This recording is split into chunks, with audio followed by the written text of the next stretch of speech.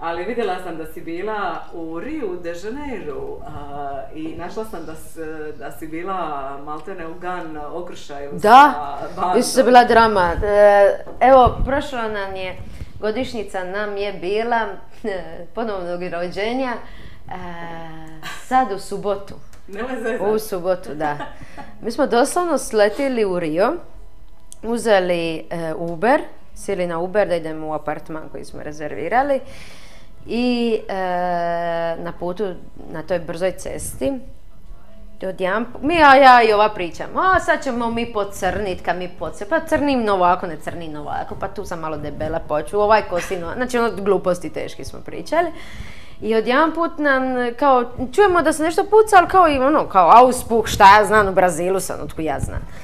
I odjedanput uvijek govori kao, spustite glave dole, brzo spustite, znači uvijek ono, vrag ne da mira, pa ona malo iza, ono kao, prije nego što se spustiš dole, moraš izvidjeti cijelu situaciju šta se dešava. Ja sam u tom trenutku vidjela u biti da neko pretrčava cestu. To je sve što sam ja vidjela i mi smo se spustili kao u autu. Moja prijateljica već imala mali slom, lagani, malo veći slom. Meni to još do moje glave nije došlo jer je nastala takva panika. I samo sam govorila, neću ostaviti guzicu u Brazilu. To je doslovno bilo to. To sam rekla taj jedan put i to je bilo to. Čak su nam rekli da izađemo iz auta, da se sakrijemo iznad gume.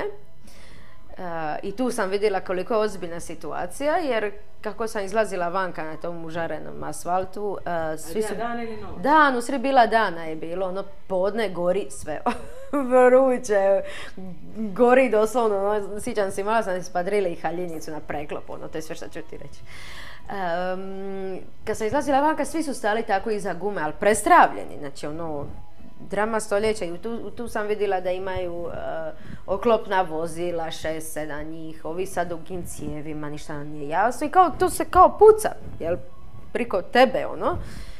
I mi smo bili treće auto od te pucnjave priko te velike ceste i u jednom trenutku smo mi ostali sami, ovi su uspjeli pobjeći dva auta. Su uspjeli kao pobići i kao mi smo sad tu bili tu, ono, kao čuješ ono da leta sa svih strana, ono, užas, znači prestrašno.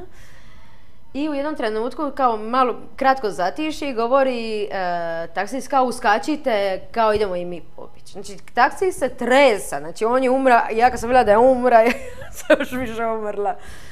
I sad, to smo došli gledat prijatelja na turniru. I sad ona zove, pa kao jeste sletili, da jeste došli više, šta je? Mi ono, nas je pucalo, ono koji ti je... A čuješ nekao, šta, gdje, ko je pucalo? Govorim, ma čekaj, evo glavna ste vijest, ovi...